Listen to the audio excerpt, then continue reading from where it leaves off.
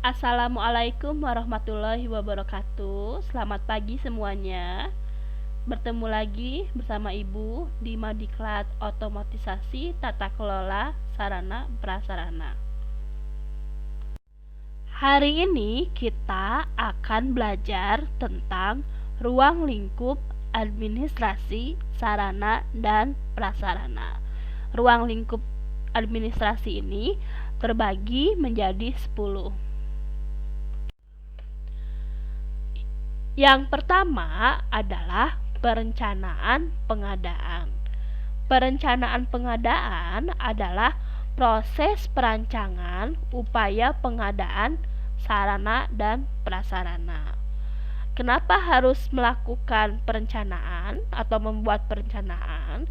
Karena ini berfungsi sebagai kontrol setiap langkah yang nanti akan dilakukan.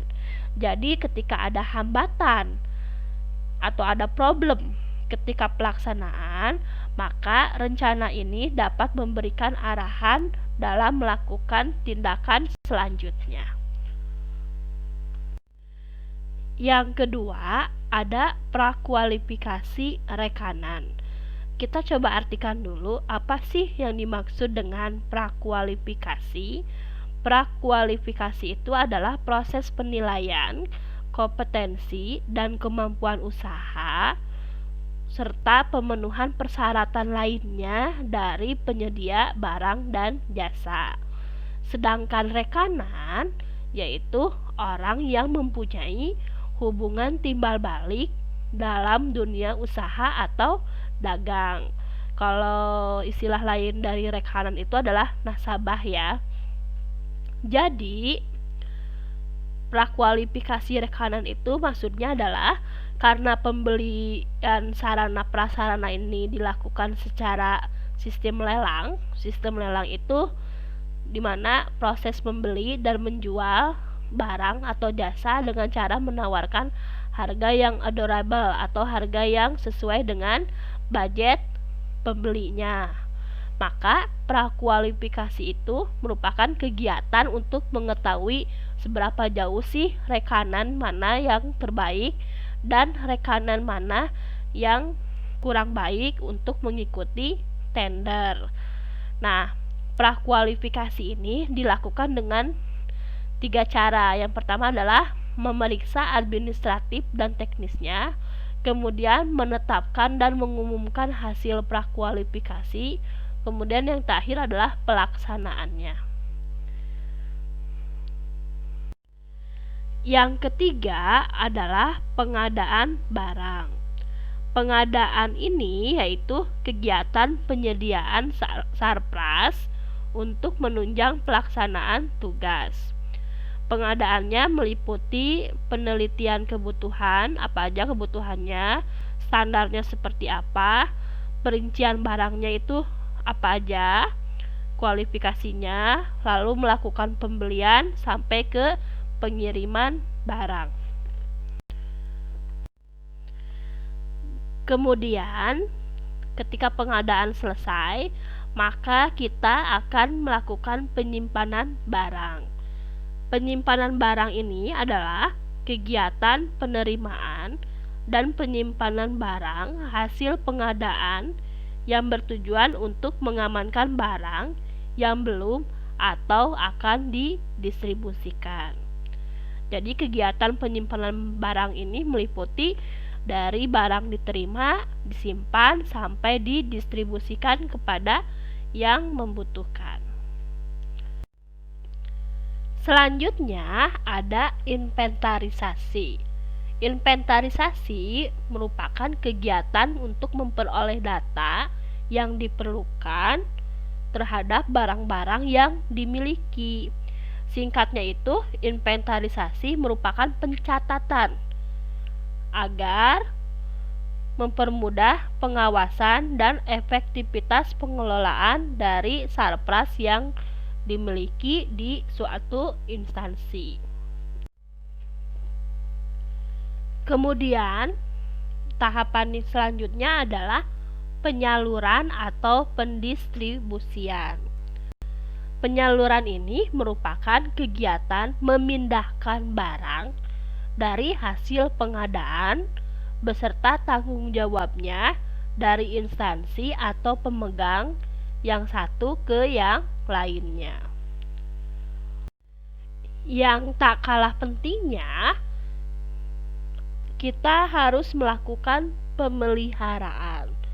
Pemeliharaan ini merupakan usaha yang dilakukan untuk memastikan apakah barang yang ada di instansi itu dalam keadaan atau kondisi yang baik ketika dibutuhkan, serta terhindar dari unsur-unsur yang merusak.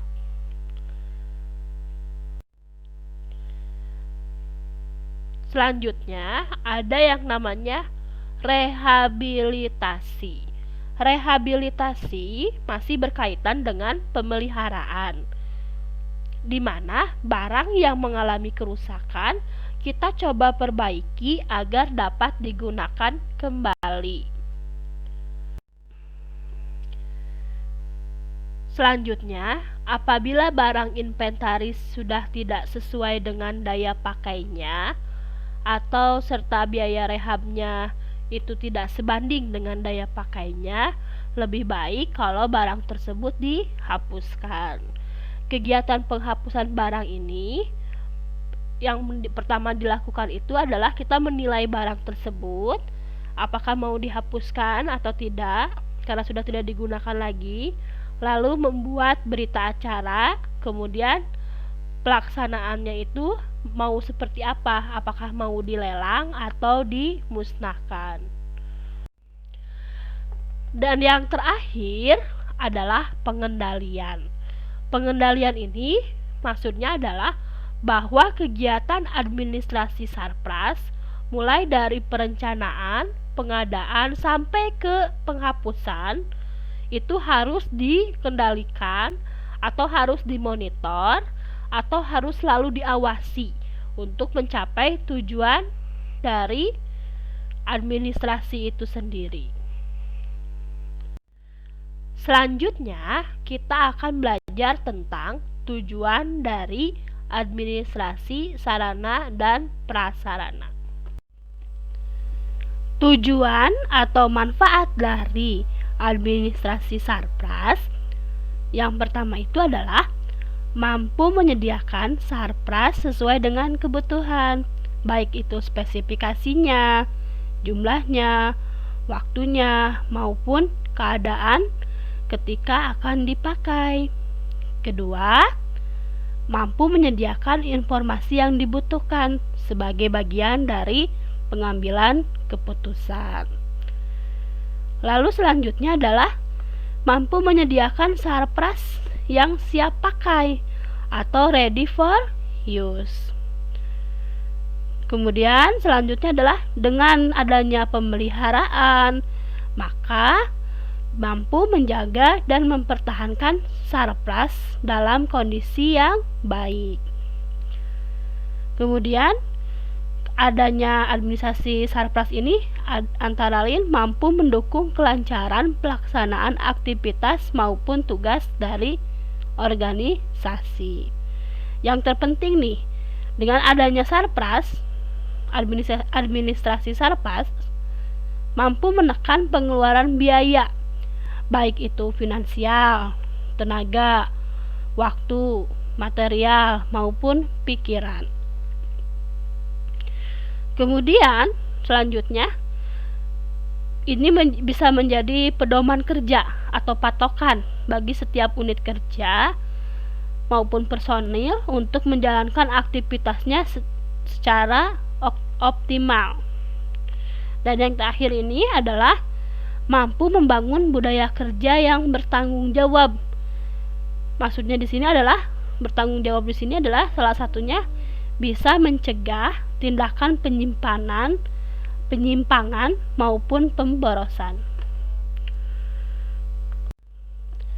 Tujuan atau manfaat dari adanya administrasi sarpras yang pertama itu adalah mampu menyediakan sarpras yang sesuai dengan kebutuhan, baik itu spesifikasinya, jumlahnya, waktu, tempat yang dibutuhkan, dan keadaan yang dapat dipakai.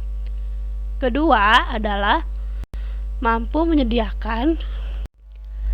Dan yang terakhir, ini kita ada fungsi dari administrasi sarana prasarana. Mungkin kalian masih ingat dengan ruang lingkup administrasi Sarpras yang Ibu jelaskan di awal ya, mulai dari perencanaan, pengadaan, sampai penghapusan. Nah, segala kegiatan dalam ruang lingkup administrasi Sarpras ini merupakan rangkaian kegiatan yang sistematis dan terpadu yang harus terhindar dari kesimpang siuran dan tumpang tindih dalam hal wewenang, tanggung jawab, dan pengawasan. Fungsi manajemen dalam Sarpras ini sama dengan seperti gambar yang terlihat, yaitu siklusnya sama seperti tadi kita awal menerangkan tentang ruang lingkup. Yang pertama itu ada analisis perencanaan, kita direncanakan dulu, kemudian mendatangkan barang, kemudian disebar, didistribusikan, diagendakan, dipelihara, dirawat, dicatat. Ketika sudah tidak digunakan, lalu kita ada proses penghapusan, dan semua kegiatan ini terorganisir dengan baik karena adanya pengawasan. Demikian materi untuk hari ini. Ibu ucapkan terima kasih dan selamat belajar.